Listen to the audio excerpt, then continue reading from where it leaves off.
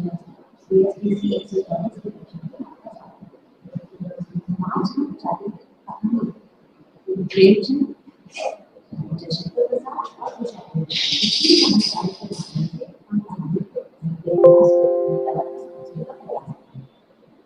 सबसे पहले बात करते हैं व्यंजन।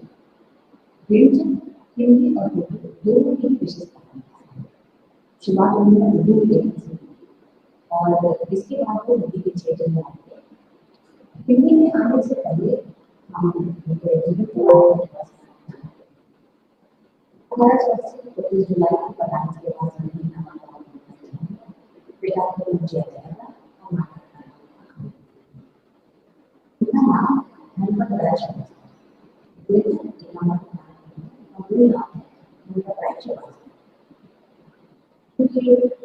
पिता का माता का ध्यान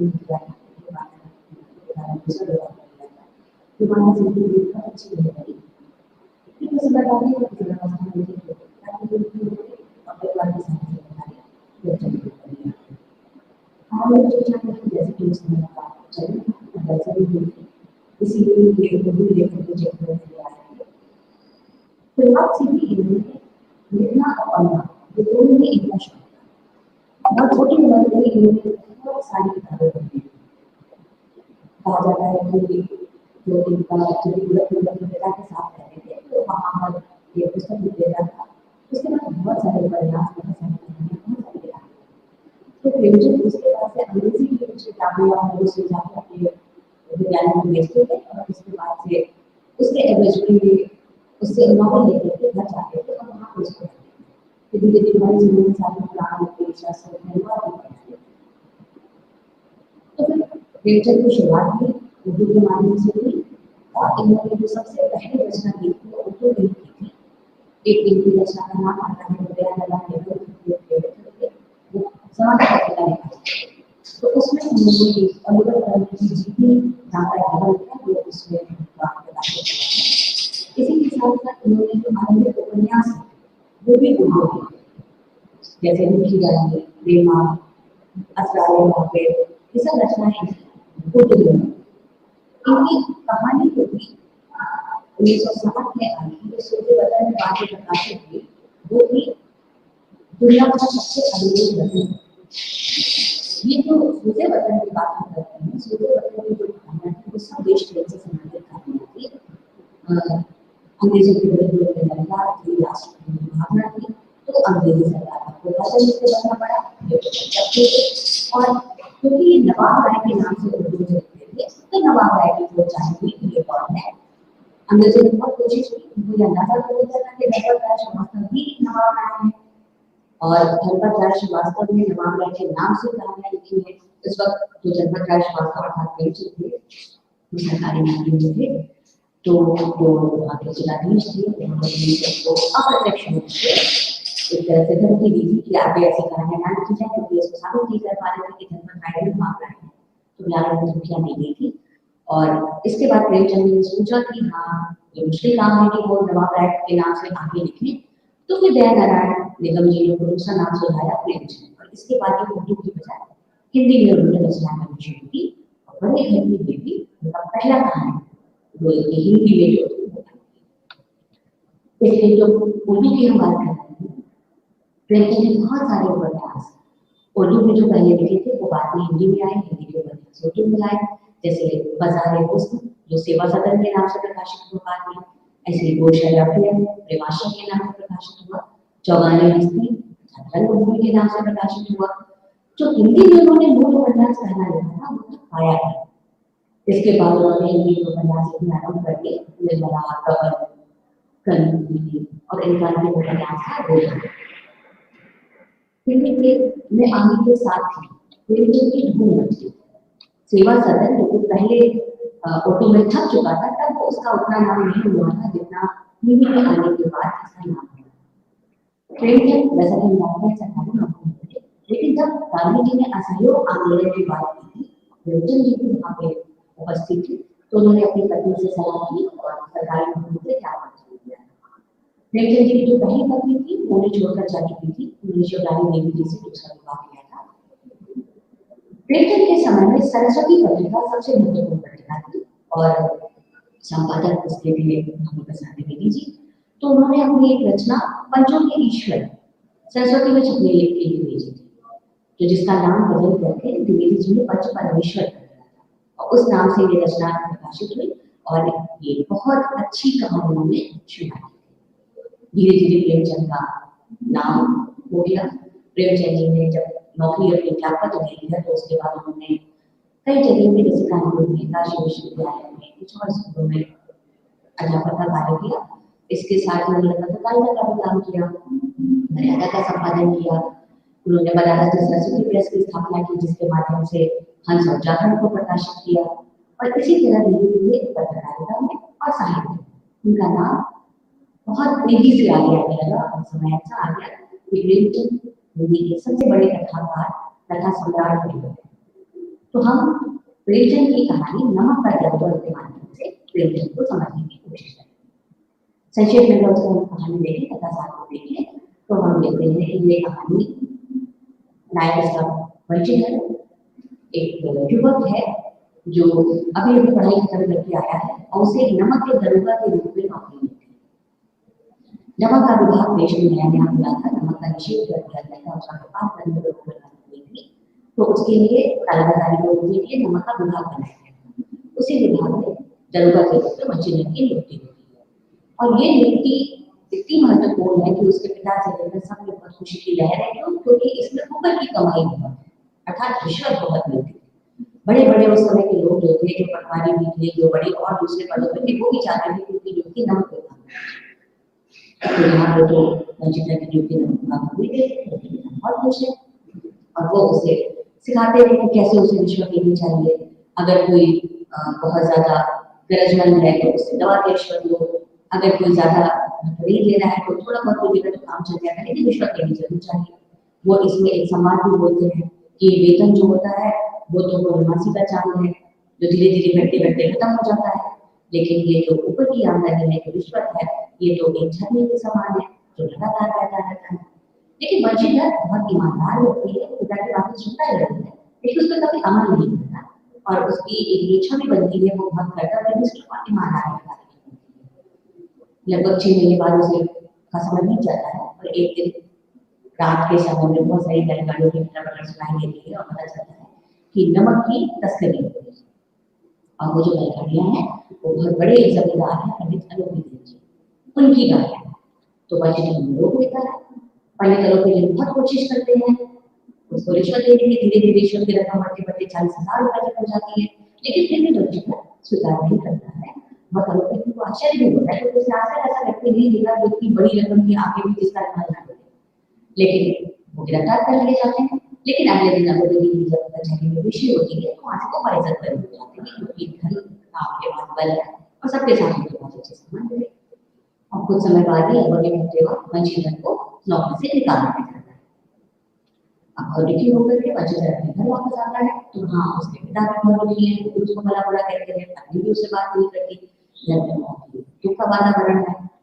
और इसी के कुछ दिनों बाद अप्रत्याशित फोन लेती है और पंडित अलोपी भी पूरे अपने दामाद के साथ सचमुच के साथ उसके घर आता है और उसको अपनी पूरी जायदाद का स्थायी मैनेजर बनने का प्रस्ताव देते हैं और बदले में वो उसे 6,000 रुपए वार्षिक वेतन, नौकर चाकर, गाड़ी घोड़ा बंगला सब देने का आश्वासन देते और बाद में वंशीधर इस प्रस्ताव को स्वीकार करता है।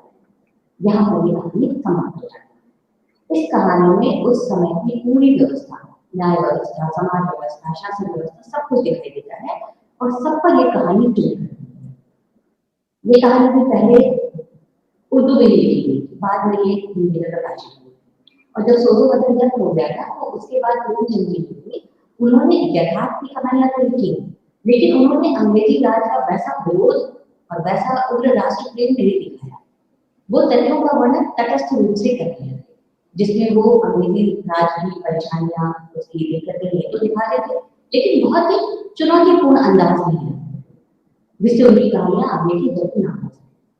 तो इस कहानी में भी हम जब देखते हैं तो उसका जो विकास क्रम अगर आप देखें तो इसकी शुरुआत में तो पहला ही वाक्य वो ही आगे आने वाली घटनाओं पर ये सूत्र नीति करके कहानी को आगे बढ़ते जाते हैं अपनी अध्यात्मक उनको जानकारी देते जाते हैं और मूल समस्या पर नहीं लगते हैं कि मूल समस्या क्या है हमारी। तो उन्होंने क्या लिखी है कि ईश्वर प्रदत्त वस्तु के व्यवहार पर प्रतिबंध लगा दिया है, जिसकी वजह से ये दिक्कतें आ रही हैं और इसी की वजह से चोर बाजारी या कालाबाजारी या अवैध कार्य शुरू हो रहे हैं। यानी जब भी हम ईश्वर की बनाई हुई चीजों पर प्रतिबंध लगाने की, उस पर कब्जा करने की कोशिश करेंगे तो समाज में अत्याचार बढ़ेगा। अब सारी घटनाओं के कारण में ये नमक का जो ऊपर लगाया गया निषेध, अगर निषेध नहीं लगता तो अलौकिक देवी उसकी कालाबाजारी कर रहे होते, कालाबाजारी ना कर रहे होते तो फिर वो पकड़े जाते, वो ना पकड़े जाते तो वंशीधर था उसकी नौकरी भी लग चुकी। तो एक तरह से एक चीज कारण के रूप में आती है, उसका दूसरी चीज उसके परिणाम में आती है और फिर वही परिणाम जो है वो कारण का रूप धारण कर लेता है।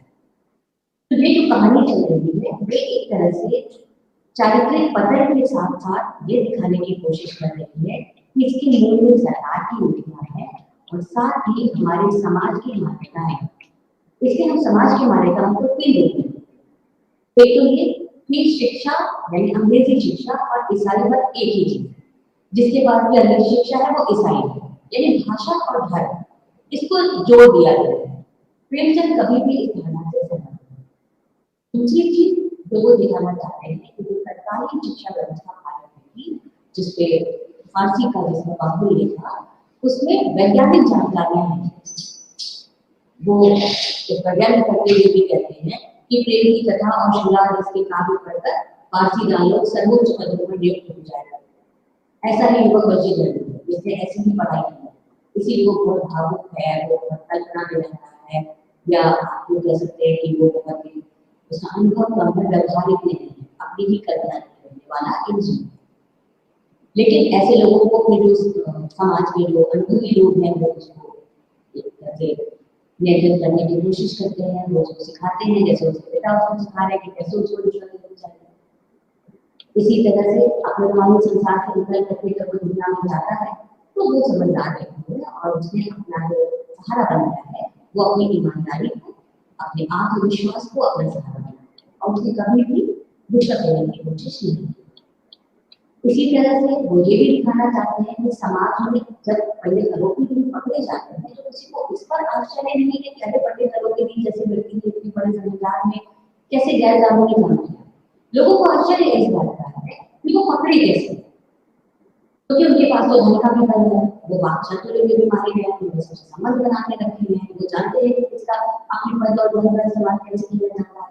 तो ऐसा व्यक्ति पकड़ा कैसे है, ये सबको ज्यादा परेशान है। यानी हमारे समाज में जो भ्रष्टाचार है, जो रिश्वत है, वो स्वीकार्य है। वंशीधर के पिता भी इसके समर्थक है और समाज भी इसका समर्थक है। समाज को बिल्कुल नहीं लगता कि ऐसी चीजें गलत है, नहीं होनी चाहिए। इसके साथ ही ये भी हमको दिखाई देता है कि जो न्याय व्यवस्था है वो भी किस तरह से होती है। न्याय में भी सच्चाई का साथ नहीं है, ईमानदारी का साथ नहीं है। वंशीधर जो सही रास्ते पर है उसे न्याय सरकार मिलती है कि वो ठीक से अपना काम करे और एक हफ्ते बाद उसकी नौकरी भी छूट जाए। लेकिन अगले दिन बड़े ही आसानी से बाइज्जत बनी हो जाए। तो ये चीजें हमें समाज की इसमें दिखाई दे रही है, सरकार की गलत नीतियां दिखाई दे रही है और साथ में एक करके प्रेमचंद जो है विश्व के बारे में अपनी टिप्पणी भी दे रहे हैं।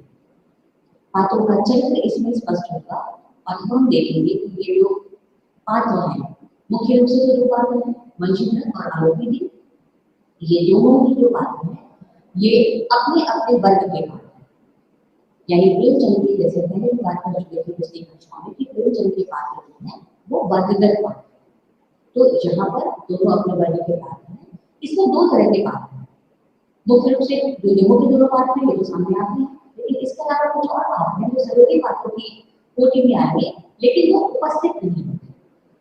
कुछ पात्र ऐसे होते हैं जो उपस्थित होते हैं, तो जो पात्र उपस्थित होते हैं उनमें आते हैं वंशीधर के पिता।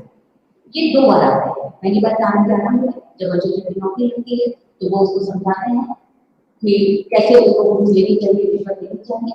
और दूसरी बार वो आते हैं जब वंशीधर की नौकरी छूट जाती है और वो बहुत दुखी है बेटे की ईमानदारी के कारण नौकरी, तो इस बात को वो निराश, वो क्रोध है और वो उसको करीब होती है। तो उनके चरित्र हम देखते हैं कि वो अपने खुद से बहुत प्रेम करते हैं, वो व्यवहारिक व्यक्ति हैं, वो सामाजिक, वो समझ रहे हैं कि आजकल समाज में क्या चल रहा है, और साथ ही क्योंकि निम्न मध्य वर्गीय परिवार है तो अपने बेटे से बहुत आशा है कि वो पैसे निकालेंगे। इसी के साथ साथ वो जो है ईमानदारी में कुछ नहीं मिल रहा है, वो भ्रष्टाचार उसने नहीं किया, इस बात से दुखी है। तो ये उस समय पे अपनी जो समाज था उसके ऊपर कतई बात ईमानदारी का जरूरत है। साथ ही वो बातचीत करने के बाद कुछ जब लोग दिन आते हैं तो वो जरूर चापलूसी करते हैं और ये भी बताते हैं कि वंशिधर ने बहुत बड़ी गलती कर दी थी तो आपको पकड़ लिया था, उसकी तरफ से वो माफी भी मांगते हैं। जब जमादार बदलू से मांगते हैं तो वो जो पंडित वंशिधर जो वंशिधर है वो उसको आदेश देते हैं कि इसको पकड़ लिया जाए। तो ये बद्दू सिंह का जो कैरेक्टर है चरित्र है वो तो एक समय आता है। बाकी जो सामने आते हैं चपरासी में है, वकील है, चाहे बाकी लोग हैं, इनके बहुत ज्यादा चरित्र सामने नहीं आते। जो नहीं आने वाले सामने आते हैं उनमें है वंशित की माँ और पत्नी। दोनों का नाम खुल खुल देखने लिए आया है कि वो घर गए हैं, पत्नी उनसे सीधे बात नहीं करती या उनकी बात नहीं सुनाती है, बाकी ज्यादा होता नहीं है। जो प्रमुख बात है पंडित अलोपी की वंशित इनका चरित्र पूरी तरह से निकल के सामने आता है। पंडित अलोपी के बड़े व्यक्ति हैं, जमींदार हैं, तो उनके आगे ही उनका ठाट बार उनका वैभव सब सामने आता है, वो दिखाई देता है। वो पंडित है, नामी है पंडित अलोपी के। तो जब वो वंशीधर से मिलते हैं तो वो उसको आशीर्वाद देते हैं, तो वो ब्राह्मण है तो आशीर्वाद देना उनका वही आशीर्वाद देते हैं। फिर साथ ही वो बहुत व्यवहारिक व्यक्ति हैं, बातचीत में बहुत कुछ है। वो जब बात कर रहे हैं बच्चे घर से वो जानते हैं कि ये हमारा दरोगा है, तो वो इसकी बातचीत में हम किसी सरकार वगैरह को नहीं जानते, हमारी जो आपकी सरकार है आप जो कह रहे वही हमारे लिए कानून है, ऐसी बातें करते हैं। वो उनको ये भी पता है कि धन की महिमा कितनी है, आज तक उनका सामना ऐसे लोगों से पड़ा है, तो वो बहुत अच्छे से जानते हैं कि किस तरह से किसी दरोगा को लगाया जा सकता है। वो धीरे धीरे की रकम लगातार बढ़ाती जा रही है, 40 लाख तक पहुंच रही है, और जब वो रकम नहीं स्वीकार की जा रही है तो आश्चर्य हो रहा है, बहुत ज्यादा बेहोश हो रहा है। इसके साथ ही वो सबसे बनाकर रखते हैं, जब वो कचहरी में पहुंचते हैं तो वहाँ की वो सिंह, वो जंगल है और वो जंगल के सिंह, वहाँ पर सब लोग आश्चर्य हो रहा है कि ये कैसे आ रहे और बड़ी आसानी से कुछ हो जाए।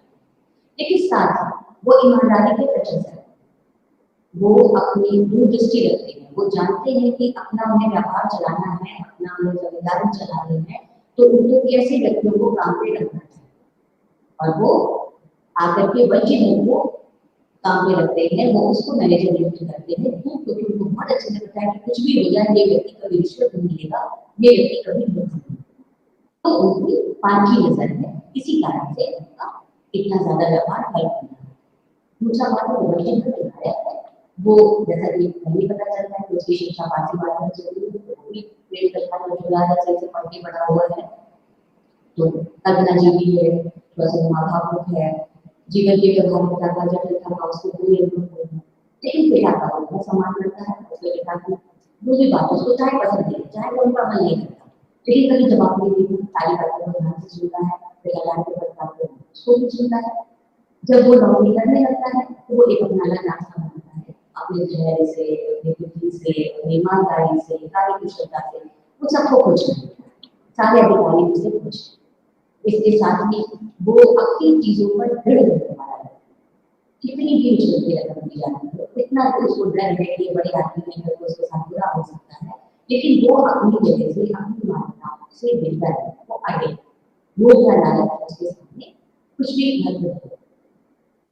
कहानी का हम संदेश देखते हैं तो हमारी जिंदगी में परिवार की कहानी है। पहले कहानी क्षेत्र से आगे होती है, नदी के किनारे पहुंचती है, नदी का वर्णन है, फिर बैलगाड़ा घाट बना उनके पास सबका बहुत अच्छा चित्रण होता है। साथ में आगे बढ़ते हैं लोग कचहरी में पहुंच जाते हैं, कचहरी में क्या होता था, कैसे वहाँ पे चहल पहल है, वहाँ पे कौन कौन से लोग हैं, इन सबका वर्णन आता है, और ये पता लग जाता है कि वहाँ पे पक्षपात का ही होगा, पहले की बात से अनुभव होने लगता है, मानने लगता है। फिर उसके बाद वापस कहानी वशीधर के घर पर पहुंच जाती है, और जब अनुपीड़ित दोबारा आते हैं तो किस ठाट बाट के साथ आ रहे हैं, किस ठाट बाट का पूरा वर्णन किया गया है। ये जो कहानी है दूसरा परिवेश है, उस समय का है जब भारत में अंग्रेजी राज था, निम्न मध्यवर्गीय परिवार की और समाज की जो स्थिति थी तो उसको या उसके परिवेश को पूरी तरह से यहाँ पर दिखाया। संरचना शिल्प की अगर हम बात करें तो संवाद, भाषा और शिल्प को हम देखते हैं तो कहानी वर्णनात्मक है। इसमें संवाद, ज्यादातर जो संवाद है वो आरोपी और वंचित के बीच की है, इसके बाद उनके पिता के बीच में है। संवादों के माध्यम से कहानी आगे बढ़ेगी। बीच बीच में प्रेमचंद अपने निष्कर्ष, अपनी टिप्पणियां देते रहते हैं और साथ में अपने युग की समझ देते हैं। कहानी की शुरुआत में ही वो बता देते हैं कि नमक का नया होगा। ऐसे जब कहानी का दूसरा भाग शुरू हो जाता है तो वो बता देते हैं कि तारे की बेटी और रात का चांद।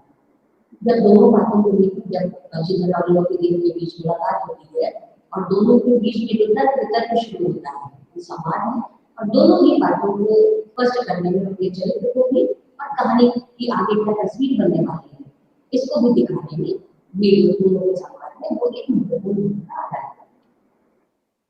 कहानी की घटनाएं वो सहज गति से आगे बढ़ती है, सामान्य घटनाएं हैं, उन्हीं के माध्यम से आगे बढ़ती चली जाएगी। पात्रों का चरित्र उठाने होगा, लेखक का उद्देश्य पता चलेगा, समाज की मानसिकता पता चलेगी, ये सारी चीजें धीरे धीरे सामने आएंगी। वर्णनात्मक शैली भी बीच में आती जाएगी। कहानी का विस्तार बहुत सहज गति के साथ साथ धीमी गति से होता है। कभी भी ऐसा नहीं लगता कि एक पीढ़ी से आगे कैसे बढ़ती है। कहानी अपने चरम बिंदु पर पहुंचती है जहाँ पर सबको आश्चर्य होता है, स्वयं वंशीधर को आश्चर्य होता है, उसके पिता को आश्चर्य होता है, साथ ही पाठकों को भी आश्चर्य होता है कि ऐसा कैसे होता है। तो अलौकिक वंशीधर को नौकरी का प्रस्ताव दिया। इस वंशीधर ने अलौकिक को गिरफ्तार कराया। जिस अलौकिक दिन के कारण वंशीधर की नौकरी चली गई। दोनों ही एक दूसरे के लिए फल पात्र हो सकते थे, लेकिन यहाँ पर दोनों मिल रहे हैं, वो प्रस्ताव दे रहे हैं और वंशीधर प्रस्ताव को स्वीकार कर रहे हैं। तो यहाँ पर आश्चर्य की पाठक के भी पात्रों को भी सीमा नहीं है। साथ ही उसमें जो उद्देश्य दिया गया है, यानी हम जो टिप्पणी निकाल सकते हैं, उसके लिए प्रेमचंद ने अपनी तरफ से कुछ नहीं, बस इतना बताया कि वंशीधर ने प्रस्ताव को स्वीकार किया। अब इसमें एक तो उद्देश्य ये हो सकता है कि जो ईमानदार व्यक्ति है, यानी ईमानदारी है, उसका फल जरूर मिलना है, क्योंकि वंशीधर ईमानदार थे तो उनकी नौकरी चली गई, लेकिन उनको उससे भी अच्छी नौकरी मिली जिसमें इतना ठाट बाट भी रहेगा और पैसे भी मिल सकता है। यानी ईमानदारी का पुरस्कार हमेशा मिलता है। और दूसरी तरफ इसका ये अर्थ भी निकाला जा सकता है कि देखो कैसे बेईमानी ने ईमानदारी को खरीद लिया। जो बेईमान व्यक्ति है, यानी अलौकिक जिसको उन्होंने वंशीधर ने गिरफ्तार किया था, वो जानते हैं कि ये बेईमान है, इसकी संपत्ति भी बेईमानी की है, ये जिंदगी में बेईमानी का काम करते हैं और उसी की रक्षा के लिए, उनकी भी जो संपत्ति है उसकी रक्षा के लिए जो वंशीधर है उनको बनाया जा रहा है मैनेजर, तो वो उसको स्वीकार कर ले रहे हैं। यानी बेईमानी ने ईमानदारी को अपनी सुरक्षा में लगा दिया, धन ने ईमानदारी को खरीद लिया। दोनों ही तरह से आप उसका हल देख सकते हैं। प्रेमचंद पाठकों को ऊपर छोड़ देते हैं कि आप उसको किस तरीके से लेंगे। प्रेमचंद की भाषा जैसे कि प्रेमचंद उर्दू से आई होती है। हिंदी में उस समय दो तरह की भाषाएं थी, एक राजा लक्ष्मण सिंह की परंपरा थी जिसमें संस्कृत दृष्टि मिली थी, और एक राजा शिव प्रसाद कटारे की परंपरा थी जिसमें उर्दू मिश्रण हुई। तो प्रेमचंद ने फारसी और उर्दू मिश्रण हिंदी का प्रयोग किया है। वही संस्कृत की भाषा थी, तो पूरी जो कहानी है उसमें पूरी भाषा में शब्द दिखाई देते हैं। साथ ही जगह जगह पे तत्सम शब्दों का प्रयोग भी दिखाई देता है। सबसे बड़ी चीज है प्रेमचंद की भाषा में मुहावरों का जितना सुंदर प्रयोग, जितना सशक्त प्रयोग प्रेमचंद करते हैं, उतना किसी और की भाषा में दिखाई देना मुश्किल है। इसमें उन्होंने बहुत सारे मुहावरों का प्रयोग किया है। साथ ही बहुत सारे नए मुहावरे तो प्रेमचंद ने खुद गढ़े, जैसे दुनिया सोती थी पर दुनिया की जीव जाए, ये प्रेमचंद का खुद का उदाहरण है। प्रेमचंद गंभीर बात बहुत सहज और सरल ढंग से करते हैं।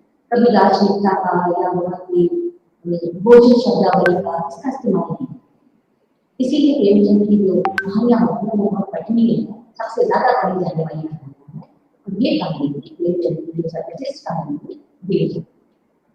प्रेमचंद के समय में ही एक दूसरे कहानीकार सामने आते हैं, वो है जयशंकर, जिन्होंने प्रेमचंद से अलग हटके उन्हीं के समय में कहानी 30 जनवरी 1889 को उनका जन्म हुआ जयशंकर प्रसाद का, और सिर्फ 48 वर्ष की अवस्था में ही 6 वर्ष से उनकी मृत्यु हुई। कम समय में नहीं मिला, लेकिन कम समय में उन्होंने बहुत महत्वपूर्ण साहित्य की रचना की और हिंदी को एक नया आयाम दिया। उनके पिता थे बाबूदेव के साथ, माता का नाम देवी। किशोरावस्था में पिता की मृत्यु हो गई, माता की मृत्यु हो गई, बड़े भाई का भी देहांत हो गया, पूरे परिवार का दायित्व उनके ऊपर था।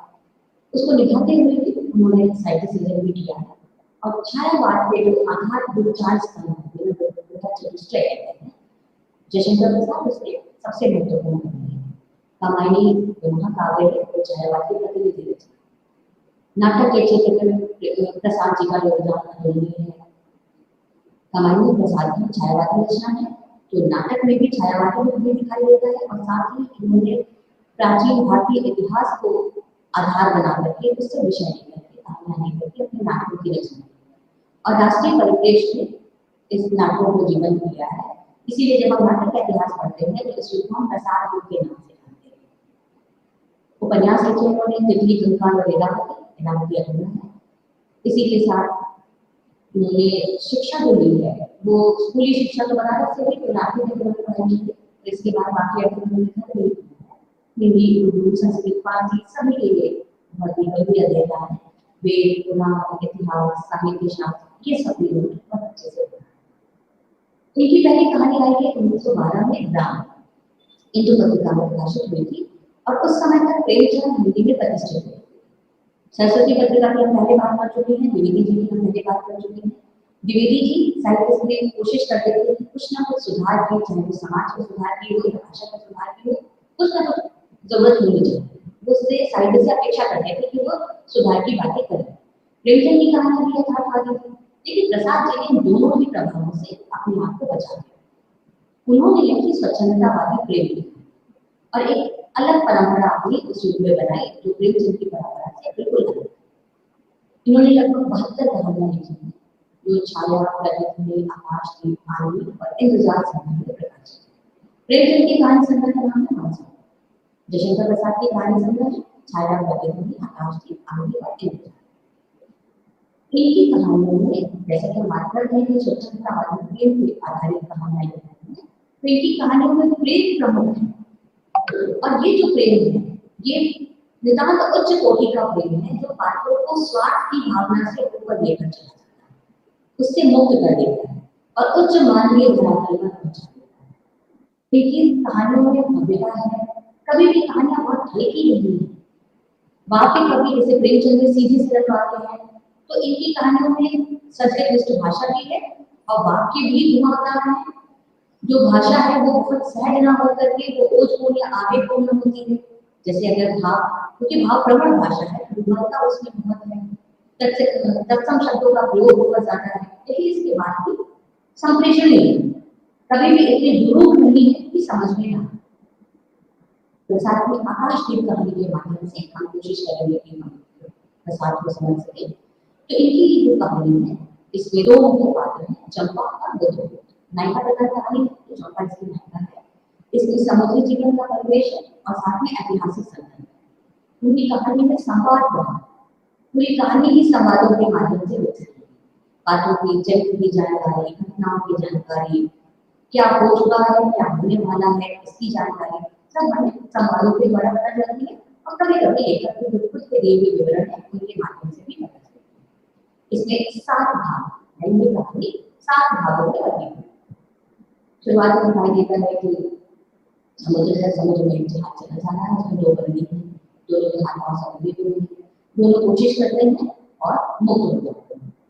उस जो पोत है उसके साथ नाव बनी हुई है, उस नाव पर ही जो चंपा और बुद्धू जो पात्र है, जो बुद्ध होता है, जो नायक है, उसका नाव के नायक से एक युद्ध होता है, वन युद्ध होता है। तो युद्ध विजयी होता है, नाव उसके अधिकार में हो जाती है, नाव को पोत से उधर कर चुके हैं, तो धीरे धीरे नाव चलती हुई एक द्वीप के पास पहुंच जाती है।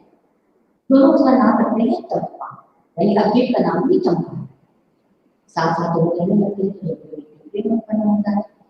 फिर कहानी आगे बढ़ती है और दोनों एक दूसरे के अतीत को जानना चाहते हैं, तो पता चलता है कि जो बुद्ध होते हैं वो जल से, यानी एक तरह से आज की भाषा में तो समुद्री घाटी। चंपा के बारे में पता चलता है कि चंपा के पिता जो थे वो मणिधर एक व्यक्ति है जिसके पोत में दोनों बने, तो वो उसी के मणिधर के पोत में पहली थी। और जब चंपा की माता की मृत्यु हो जाती है तो अपने पिता के साथ ही पोत पर रहने लगती है। तो उस पोत पर ही बुद्धू जलदस्यु आक्रमण करते हैं, वो सातवां के साथ दस्युओं को मार करके उसके पिता मृत्यु को प्राप्त हो जाते हैं। और चंपा के लिए बड़ी भद्र जो था वो घृणित सा प्रस्ताव करता है जिसको चंपा अस्वीकार कर देती है और वो बंदी बना देती है। चंपा को अभी पता चलता है कि जिन दस्युओं ने आक्रमण किया था वो बुद्धगुप्त और उसके साथी हैं, यानी उसके पिता की मृत्यु का कारण बुद्धगुप्त। तो उसके मन में बदला लेने की भावना जागृत होती है, लेकिन अब क्योंकि वो उससे प्रेम करने लगी है तो मानसिक अंतर्द्वंद शुरू होता है प्रेम और घृणा के बीच में। ये प्रसाद की लगभग हर कहानी है। प्रेम है, उज्जवल प्रेम है और साथ में अंतर्द्वंद है। तो यहाँ पर भी अंतर्द्वंद है घृणा और प्रेम के बीच में। फिर जो चंपा है वो अपना हथियार फेंक देती है, यानी वो बुद्धगुप्त को मारने का जो विचार है वो त्याग देती है क्योंकि उससे प्रेम है, लेकिन वो अपनी घृणा को भी त्याग नहीं पा रही है। बुद्धगुप्त उससे विवाह का प्रस्ताव करता है, वो उसको भी अस्वीकार कर देती है, यानी वो उसके प्रेम को भी अस्वीकार करती है। तो घृणा और प्रेम दोनों को भी अस्वीकार करती है और अपना जो उसका द्वंद्व था इसके कारण वो एकाकी जीवन को जीती है। जो बुद्धगुप्त है वो भारत जाने के लिए भी उसे कहता है कि चलो हम लोग भारत चलेंगे, वहाँ पे रहेंगे, हम लोग यहाँ से चलते हैं, लेकिन उसको स्वीकार नहीं करती है। और इसी द्वीप पर चंपा द्वीप पर ही रहना और वहीं पर हमेशा आकाश दीप जलाना, जिससे नारियों को रास्ता मिलता है, स्वीकार करके बुद्धगुप्त भारत चला जाता है और चंपा को लेकर वहाँ पर एक कहानी सामने। छोटी सी कहानी है जो 7 भागों में आरंभ भी नाटकीय ढंग से होगा, संवादों के माध्यम से धीरे धीरे पात्रों का परिचय मिलेगा कि कैसे ये दोनों की बातें जो है वो बहुत साहसी है, आत्मविश्वास से भरे हुए हैं, लोगों को होना चाहते हैं। फिर नाम को कैसे जो परिवेश का चित्रण है वो भी संवादों के माध्यम से हो रहा है कि ये लोग कहाँ पर है, नाम कैसे बोध से जुड़ी हुई है, कैसी रस्सी से जुड़ी है, ये सारी चीजें भी संवाद ही बनती है। संवादों के माध्यम से पता चलता है कि एक मात्र स्त्री है और एक मात्र पुरुष है। फिर खंड 2 जब शुरू होता है तो दिखाई देता है कि सूर्योदय हो गया है, तब नाविक लोग जानते हैं कि अपने जो बंदी थे वो हो गए हैं। खंड 2 में नाविक के साथ लेकिन नाव का जो नायक था उसके साथ युद्ध होता है जिसमें वो विजयी होता है। खंड 3 में वो दोनों पात्र हैं, पहले चंपा और बुद्धगुप्त, उनके अतीत का परिचय मिलता है, एक दूसरे के बारे में लोग जानते हैं। खंड 4 में कहानी आगे बढ़ जाती है लगभग 5 साल, और ये दिखाई देता है कि ये चंपा द्वीप पर है जहाँ पर वो आकाश दीप जला रही है, जहाँ पर थोड़ी बुद्धगुप्त के साथ उसका मतभेद होता है। खंड 5 में दिखाई देता है कि जया बाद में जो अंदर से कन्या है वो और चंपा है, और यहाँ पर जो चंपा के अंदर का जो द्वंद्व है वो सामने आता है और ये भी पता चलता है कि वो बुद्धगुप्त से प्रेम करती है, इसलिए उसने उसकी हत्या करने का, उससे बदला देने का विचार क्या किया है। और खंड 6 में हम देखते हैं कि एक समारोह है जिसमें बुद्धगुप्त बार-बार कोशिश कर रहा है चंपा को बताने के लिए कि वो उसका विवाह प्रस्ताव स्वीकार कर ले। चंपा के पिता की हत्या उसने नहीं की, कोई दूसरे रस्सी के मार दिया, लेकिन चंपा को विश्वास नहीं कर पाती, भारत जाने का प्रस्ताव भी स्वीकार नहीं करती है। और खंड 7 में 19 खंड में दिखाई देता है कि नाविक की एक पंक्ति है जो चंपा को छोड़ करके भारत की ओर जा रही है, यानी बुद्धगुप्त भारत जा रहा है और चंपा की नाव में आ जाती है। कहानी यहाँ पे समाप्त होती है। अब इसी समाप्ति पे प्रसाद जी थोड़ा सा इसमें बाकी कहानी से पूरी अभी तक जो कहानी थी वो वर्तमान में चल रही है। अब ये कहानी थोड़ी मिलती है और प्रसाद जी बताते हैं कि न जाने कितनी ही शताब्दी पहले की ये कहानी है, और चंपा जब तक रही आजीवन अपने आकाश दीप को दीप स्तंभ पे जलाती रही, और उसके मृत्यु के बाद जो चंपा द्वीप के निवासी थे वो इस द्वीप की इस जो स्तंभ है उसकी समाधि के समान पूजा करते रहे, और धीरे धीरे काल ये बस में आकर के ये समाधि भी रखी, लेकिन दीप स्तंभ नहीं है वो भी ठहर जाता है। यानी कहानी में लोग रहना और यहाँ पर कहानी समाप्त हो जाती है। बात लोगों बात है जिसमें चंपा और बुद्धगुप्त है, सहायक पात्र है। फिर सहायक पात्र में जो अनुपस्थित सहयोगी पात्र वो है चंपा के पिता, जिनका बार बार जिक्र होता है। जो मणिभद्र है उससे गोद पहले पिता के साथ चंपा रहती है। उनकी मृत्यु के कारण ही जब दस्यु आता है तो पिता की मृत्यु होती है, जिसके कारण जो चंपा को एक दृढ़ प्रस्ताव का सामना करना पड़ता है, उसी के साथ चंपा बंदी होती है। पिता के कारण ही पिता के हत्यारे के साथ विवाह नहीं कर सकते, यानी चंपा के साथ जो भी हो रहा है इसका आधार उसके पिता है। चंपा की माँ भी अनुपस्थित पात्र है, अपनी माँ का बहुत प्रभाव है चंपा के ऊपर। उसकी माँ भी आकाश में जलाती थी, क्योंकि पिता समुद्र में खोद पर रहते थे, वो गंगा में भागीरथी में दीप जलाती थी, जिससे किसी नाविक को सहारा मिल सके, किसी को मुश्किल दिखे तो वो रास्ता ना भटके। तो ये चंपा के भीतर उसकी माँ बसी हुई है, वो भी आकाश में जला रही है। इसी तरह से एक अरब से मणिभद्र जो खोद का मालिक था, जिसने प्रस्ताव किया था, यानी पता चलता है कि ये पात्र जो है मणिभद्र ये बहुत ही बुरा पात्र है। हर पात्र तो उसके को सामने नहीं दिख रहा है, लेकिन उसके कारण ही चंपा बनने लगी। इसके बाद सहयोगी पात्रों में जो बात आते हैं उनमें केवल नाम का नायक दिखाई देता है, जो बहुत वीर भी है, बहादुर है, युद्ध करता है और साथ में विश्वास पात्र है। वो पहले अपने जो स्वामी थे उनका विश्वास कभी नहीं तोड़ता और युद्ध करने के लिए तैयार होता है, और जब वो बुद्ध को अपना स्वामी मान लेता है वो उनके लिए मानता है। इसी तरह से जया सामने आती है, लेकिन जया का चरित्र सामने नहीं आता। तो जो प्रमुख पात्र है उसमें बुद्ध नायक है, वो बहुत बलवान है, साहसी है, आत्मविश्वास से भरा हुआ है, बहुत अच्छा नागरिक है, प्रेम करता है चंपा से। चंपा को कभी भी विवाह की विवश नहीं करता, वो चाहता तो कर सकता, लेकिन वो कभी नहीं करता है आदर्श के लिए। इसी तरह चंपा है, चंपा बहुत ही एक मजबूत चरित्र है। वो जो भी कुछ करती है उसके लिए वो खुद ही उतरता है। वो कभी किसी के ना तो सहायता चाहती है, ना कभी किसी से कोई आदेश मांगती है। पिता के साथ वो रह रही थी, अब पिता की मृत्यु के बाद वो बिल्कुल अकेली है, लेकिन फिर भी वो मणिभद्र का प्रस्ताव स्वीकार नहीं, वो उसको ठुकरा देती है। बदले में वो बंदी बन जाना स्वीकार कर लेती है, लेकिन मणिभद्र का प्रस्ताव स्वीकार नहीं। इसी तरह वो बंदी है, लेकिन फिर भी वो लगातार कोशिश करती है कि कैसे वो बंधन से मुक्त हो जाए, और वो दोनों के साथ बंधन से मुक्त। फिर वो अकेली है, वो विवाह का प्रस्ताव करता है, लेकिन वो स्वीकार नहीं करती। उसको अपने जो भावी जीवन है वो कितना सुखी होना चाहिए इसकी वो कोई चिंता नहीं है। तो अकेले जीवन बिताने का निर्णय खुद लेते हैं, यानी वो भावनात्मक रूप से पूरी तरह से आत्मनिर्भर है। अपने हर निर्णय का अच्छा या बुरा जो भी परिणाम हो वो उसको भुगतने के लिए तैयार है। बहुत ईमानदार है, साहसी है, नैतिक रूप से बहुत बड़ी है, प्रेम करती है, अपने आदर्श रूप भी दिखाती है, उसे प्रेम के कारण वो उसके बदला लेने का विचार करती है, अपनी माता पिता से बहुत प्रेम करती है, इसलिए वो आजीवन बेटा प्रेम का करती है। कहानी का परिवेश जब हम देखते हैं तो हमें दिखता है कि इसका जो परिवेश है सारी घटनाएं समुद्र उसमें नौका में या उस द्वीप पे घटी है। भौगोलिक परिवेश में हमें नाम दिख रहा है, समुद्र दिख रहा है, पानी के नीचे पूरे नदी ये पता चल रहा है, उसका नाम चंपा रखते हैं। प्राकृतिक परिवेश में दिखाई देता है समुद्र का कैसे प्रकृति के वितरण दिखाई दे रहे हैं, लहरें कैसी हैं, द्वीप कितना सुंदर है, कैसा निर्जन है, सुबह हो रही है तो कैसा दिख रहा है, सबका वर्णन प्रसार करते हैं। और साथ ही ऐतिहासिक परिवेश दिखाई देता है, ये जो समय है वो इस्लाम के भी आगमन से पहले का समय है, तो वो परिवेश भी हमें दिखाई देता है। और भाषा के माध्यम से और वातावरण के माध्यम से शताब्दियों पहले की कहानी को प्रसारित यहाँ पर जीवित संवादों के माध्यम से कहानी आगे बढ़ती है। इसका शिल्प जगह ये सामान्य कथा की कहानी आरंभ नाट्य संवाद से होता है, तो ये कहानी में लेखक है प्रसाद जी खुद आ जाते हैं और आगे की घटना का वर्णन करते हैं। फिर भी ये संवाद आ जाते हैं, लेखक का जगह लगता है कहानी आगे बढ़ती है, कभी घटना आ जाती है, घटना के माध्यम से कहानी आगे बढ़ती है। तो ये होता है लेखक जो बताता है कि कैसे विजयी हो जाता है।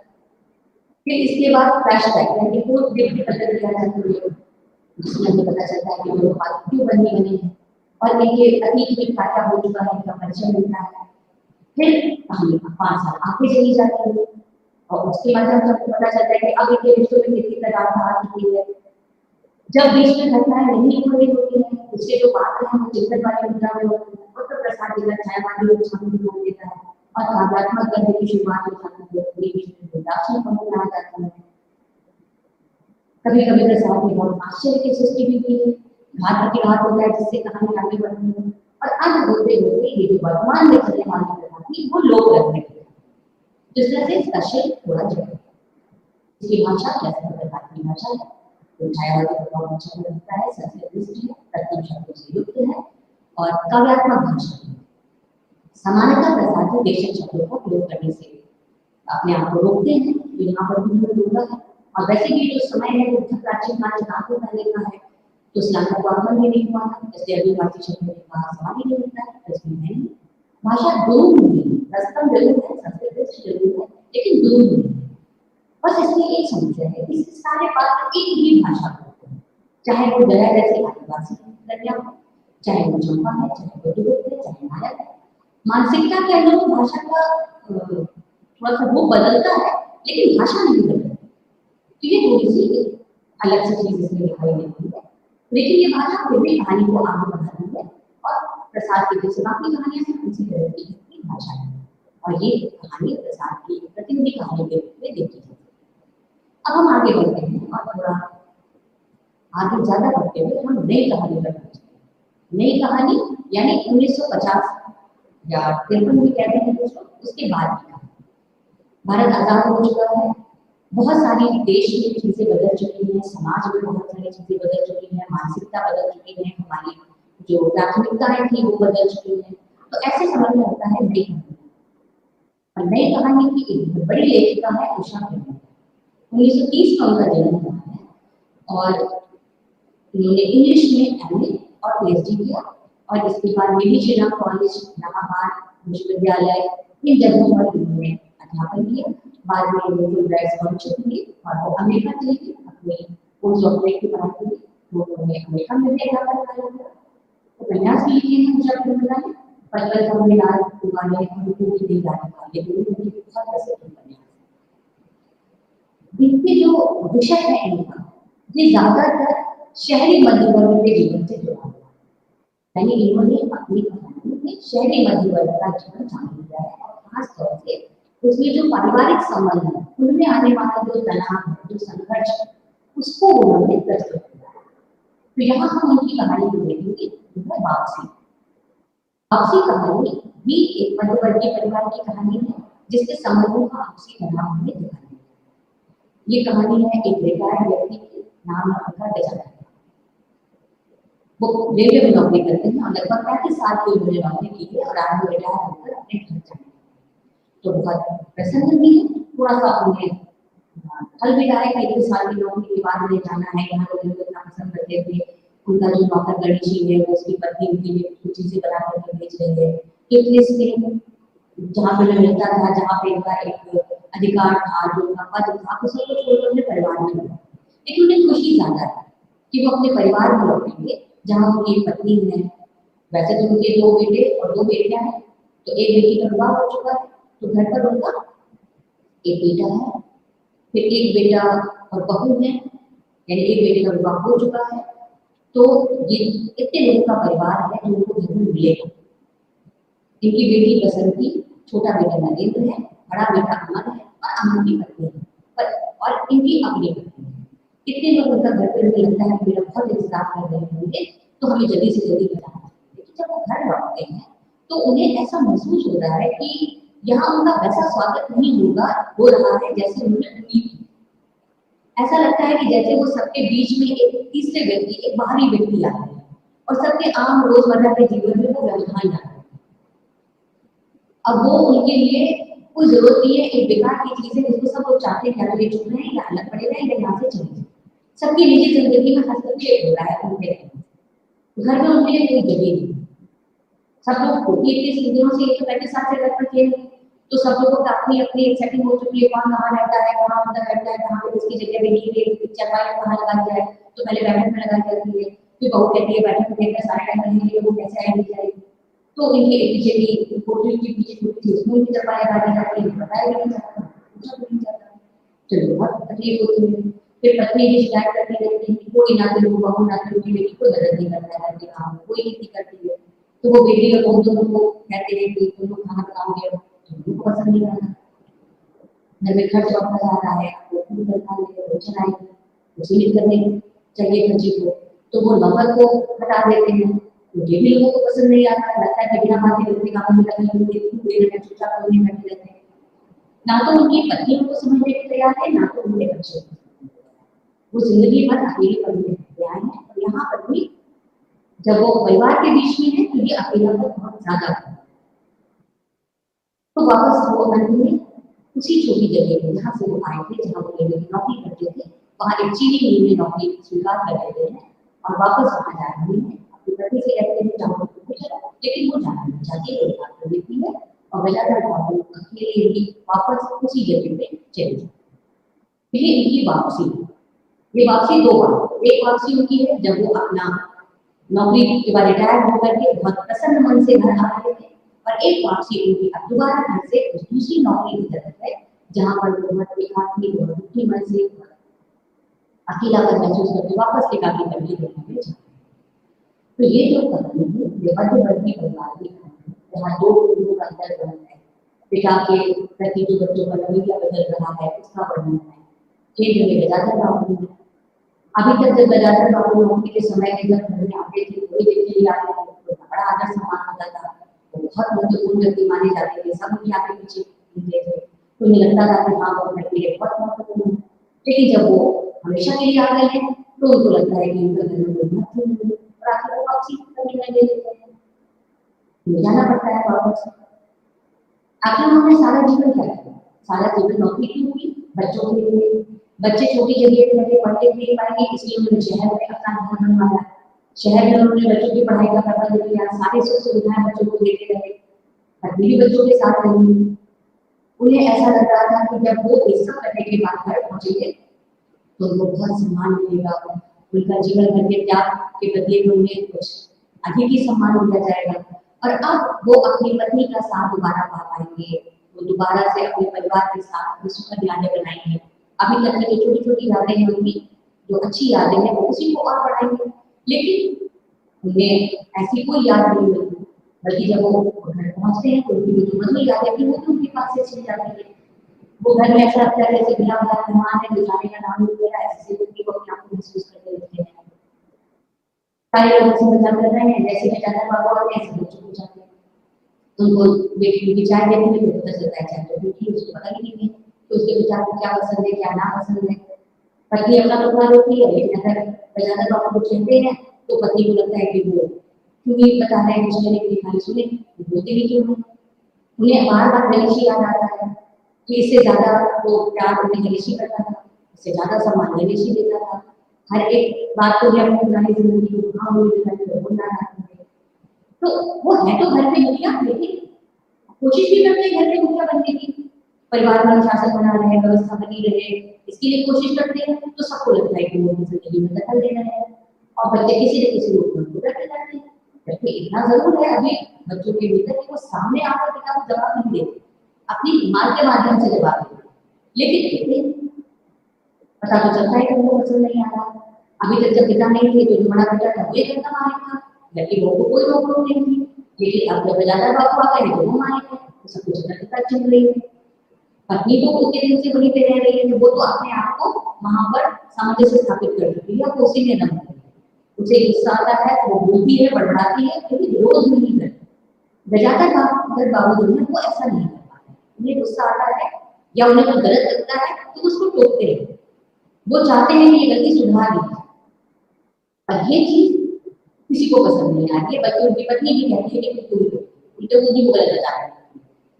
इस कहानी में वो छोटे छोटे प्रसंग हैं, और बार बार ऐसा कोई भी प्रसंग नहीं आता जो हमें ये लगता हो कि ये देखो कभी हो सकता है असामान्य है। हर प्रसंग सामान्य है, हर घर में होता है। एक मध्यवर्गीय परिवार इससे बहुत अच्छे से अपना सामान स्थापित कर सकता है कि ये उसकी ही कहानी है।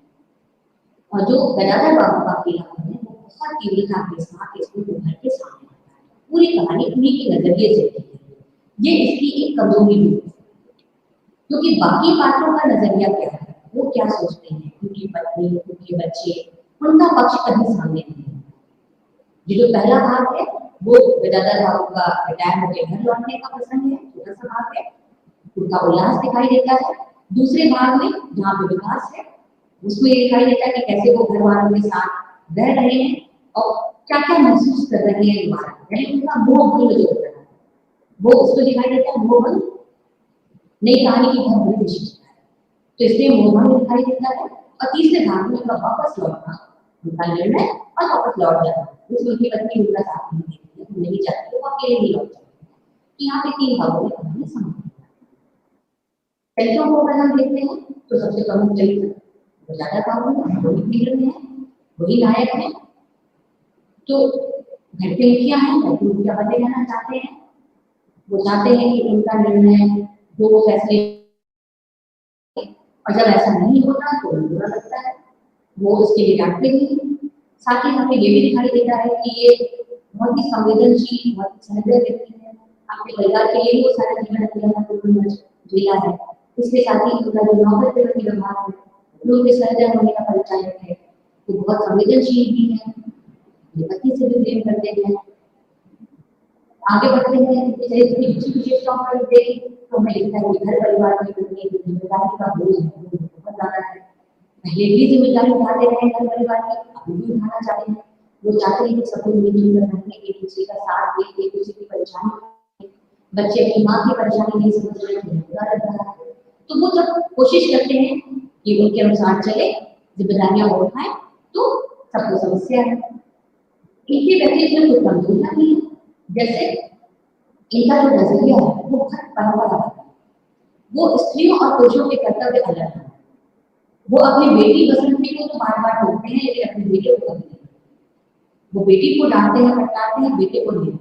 उनको लगता है बेटियों का काम कितना है, केवल घर में रहना और घर के काम में खाना। ये बार बार होते हैं। पढ़ाई इतनी जरूरी नहीं है, कहते हैं तो बात ये होगी, पहले घर के काम में खाना। वो नहीं चाहते हैं कि स्त्रियों को ज्यादा समय, लड़कियों को ज्यादा समय देना, उन्हें घर में ही रहना चाहिए, घर के बाहर ज्यादा रहना चाहिए। तो ये कुछ कमजोरियां हैं उनके बारे में हमें दिखाई देती है। उनकी पत्नी ज्यादातर पत्नी परिवारों की, वो भी परंपरावादी है, लेकिन उनके चरित्र में अलगाव ये है कि वो बच्चों के साथ रहते रहते उन्हें आदत पड़ गई बच्चों के साथ रहने की, और उदासीन है। गुस्सा आता है तो वो बड़बड़ाती है, बोलती रहती है, लेकिन वो किसी को उस तरह से नहीं टोकती है, किसी के मामलों में दखल नहीं। यहाँ पे साफ दिखाई देता है कि जो सहानुभूति है वो गजानन का होते है, और बाकी लोग उन्हीं की चरित्र को निखारने में, या उनके जो मोह मन है, उनकी जो दास्ती है, जो अकेलापन है, उसको ही निखारने के लिए यहाँ पर सामने जो उनके बच्चे हैं, वो भी जो सामने आते हैं समय समय पर, वो सभी एक जैसे ही दिखाई देते हैं। ये वो बच्चे हैं जो अपनी स्वतंत्रता चाहते हैं, बंद करके नहीं रहना चाहते अपने आप को, अपने जीवन को अपने तरीके से जीना चाहते हैं, लेकिन इतना पिता का सम्मान जरूर करते हैं। अभी भी हद तक आदमी उम्मीद हुए हैं कि पिता के मुंह पर जाकर पिता को बोल सके या अपने कुछ कह सके। तो अभी थोड़ा सा सम्मान उनका बचा हुआ है, और वो जैसे ही ससुर आते हैं, जाकर बाबू आते हैं, तो वो तुरंत बल्ला करके लड़की माँ से हट जाती है, बेटे अपनी माँ के माध्यम से अपनी बात मनवाते हैं। तो ये संस्कार अभी उनमें बचे। आगे बढ़ते हैं, गणेश की ओर जाते हैं। तो यहाँ पे जैसे कि पहली बात तो इस कहानी में परिवेश पहली बात कहानी है, दो स्थान पे दिखाई देते हैं। शुरुआत होती है छोटी सी जगह के, जो रेलवे स्टेशन पे उनका कमरा है, वहां से जहाँ छोटा सा सरकारी घर है, उसका एक छोटा सा विवरण मिलता है कि कैसे वो कमरा है, सामान होते हैं, कि वहाँ कौन कौन सा सामान कहाँ रखना है, वहाँ कैसे लोग हैं, क्योंकि उन्हें तैयारी कर रहे हैं वो जाने के लिए, तो कैसे कैसे वो वक्त से तैयार कर ली है, उन्होंने अपनी रोजी बात सब तैयार कर ली है, सामान कैसे फैला हुआ है, तो इसका वर्णन मिलता है। फिर इसके बाद से जब वो घर आते हैं, तो इनके घर का शहर है, शहर में उनका घर है, तो शहर का वर्णन नहीं मिलता, लेकिन उनके घर की जो चारपाई, घर का वर्णन मिलता है कि वहाँ पे कैसा बैठक है, कहाँ पे चारपाई लगी है, किचन घर में किस तरह के सामान दिखाई दे रहे हैं, घर में जो सामान जो वस्तुएं दिख रही है, उन्हीं के माध्यम से हमें पता चलता है कि ये मध्य वर्ग का परिवार है। जो पुरानी रजाइयां हैं, दरियों में रखी है, टीम का बक्सा है, ऐसे ही पोटली है, कमरे कैसे हैं, ये सारी चीजें हम देखते हैं। अब ये तो वो उसका भौतिक, साथ ही हमें जो परंपरागत मध्य वर्ग के परिवार होता है, उस परिवार का परिवेश क्या होता है, ये भी मान्यता है। उन्होंने नौकर को छुट्टी की, इसका मतलब है कि नौकर घर में था, ये भी एक मध्यवर्गीय परिवार में समानता है, ऊपर के काम के लिए नौकर होता है, ये वो था। बच्चे अपने संस्कारों का भी पालन कर रहे हैं, ज्यादा आधुनिक नहीं हुए, बदलाव लगातार लेकिन हो रहा। अब ये बदलाव कितनी तेजी से आगे बढ़ेगा ये देखने की बात है, लेकिन यहाँ पर जो पीढ़ियों का बदलाव है वो दिखाई देने लगा है। संवाद इसमें बीच में आते हैं, कहीं लेखिका वर्णन के माध्यम से आगे बढ़ते हैं, और कहीं पर संवादों के माध्यम से आगे बढ़ते हैं। तो इसका क्षेत्र नई कहानी का भी क्षेत्र है। बहुत सी चीजें वर्णनात्मक शैली में चलेगी, बहुत ही ज्यादा नाटकीय प्रसंग, जो अति नाटकीय है, ऐसा कोई प्रसंग यहाँ पर नहीं है। और ना ही कोई पात्र बिल्कुल सही या बिल्कुल गलत, यानी कोई पात्र को हम कहेंगे वो बहुत ही अच्छा है, आदर्शवादी पात्र है, ऐसा भी नहीं है, और कोई पात्र खलनायक है तो गजब है। तो सभी पात्र एक सामान्य पात्र है, जैसा एक व्यक्ति होता है, यानी बिल्कुल ही ओरिजिनल पात्र, जैसा एक सामान्य व्यक्ति के भीतर कुछ अच्छाइयाँ कुछ बुराइयाँ होती हैं, तो ऐसे ही इनके पात्रों के भीतर भी कुछ अच्छाइयाँ और कुछ बुराइयाँ। कहानी की शैली है आत्मा की शैली है, छोटे छोटे से प्रसंग है जिनके माध्यम से कहानी आगे बढ़ती जाएगी, और पाठक जो है वो प्रजाधर नाम की विलय के साथ तादाद में कर सकते हैं। बहुत सारे प्रसंग ऐसे होंगे जो आमतौर पर मध्यवर्ती परिवार में है, इसलिए हम या पाठक उसके साथ अपना संबंध स्थापित कर सकते हैं। इसके बाद हम चेक पर देखते हैं, तो चेक के साथ में भाषा भी देखते हैं, तो भाषा यथार्थ पर है, बाकी छोटे छोटे हैं, बहुत ज्यादा राष्ट्रीय बोध शब्दावली नहीं है। जैसे गदाधर बाबू की मानसिक स्थिति होती है, वैसे ही उत्साह या रोक है वो भाषा में समझ आ जाता है, दिखाई देता है। भाषा बहुत ही संयमित है, भाव बहुत ही संयमित है, उनकी जो परिवार के साथ रहने की कल्पना है, जो इच्छा है, वो फलीभूत होती है या नहीं होती, ये शुरू में ही पता लगता है।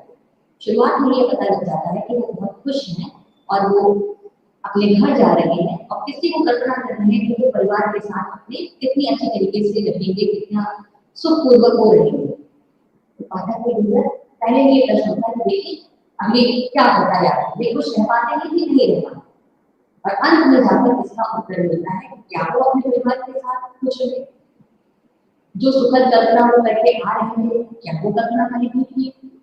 तो ये चीजें हमें उत्तर इसका अंत में मिलता है। इसके साथ ही संवाद जहाँ भी प्रयोग किए जाते हैं, वो संवाद पात्रों के स्वभाव को, उनकी मनस्थिति को, उनके जो आपसी संबंध है, जो पारस्परिक संबंध है, उनको बताते हैं, और उसी के माध्यम से कहानी को पढ़ाते हैं और चरित्रों को पढ़ाते हैं। जैसे अपने बेटी को जब वो कहते हैं तो थोड़ा सा खाना बनाना है, तो वहां पर उनका जो भाषा का रूप है, जब वो भाई बहन जब आपस में बातें कर रहे हैं तो उनकी जो आशा का रूप है वो एक अलग तरीके का रूप है। तो समाज में लेखिका दूसरा कोई बदलता है, इसको बहुत ध्यान देते हैं इस तरह से कि यथार्थ परक रहेगा, उसी के अनुसार ही शैली का प्रयोग करते हैं और उसी के अनुसार ही वो भाषा का भी प्रयोग करते हैं। ये जो कहानी है आपसी नए दौर की एक बहुत महत्वपूर्ण कहानी है, और शब्द प्रबंधन की बहुत अच्छी कहानी होगी जिसका शुरुआत शायद सबसे ज्यादा चर्चित कहानी। रिश्तों की जो आंच है वो जो प्रजाधर बाबू है वो अपने अंदर महसूस कर रहे थे, लेकिन परिवार के बाकी सदस्य नहीं। यही कारण है कि वो परिवार से दूर है। तो पाठक है वो खुद ही समझना उसको होगा कि ये दूरी का कारण क्या है, इसमें कौन है, क्या वो बच्चे दोषी हैं जो ये समझ नहीं पा रहे, या वो खुद गदाधर बाबू दोषी है जो वो ये देख रहे हैं कि किस तरह से उन्हें आगे बढ़ना चाहिए था वो बढ़ नहीं पा रहे, सामंजस्य नहीं स्थापित कर पा रहे, या परिस्थितियों का दोष है या जीवन मूल्यों का दोष है। हम किसका साथ दे सकते हैं, किसको दोषी बनाए, ये हम कह नहीं सकते। तो इस तरह से ये जो कहानी है एक वृद्ध व्यक्ति के अकेलेपन की, घर परिवार से अलगाव की और आंतरिक पीड़ा को व्यक्त करने वाली है। आज के इस कक्षा में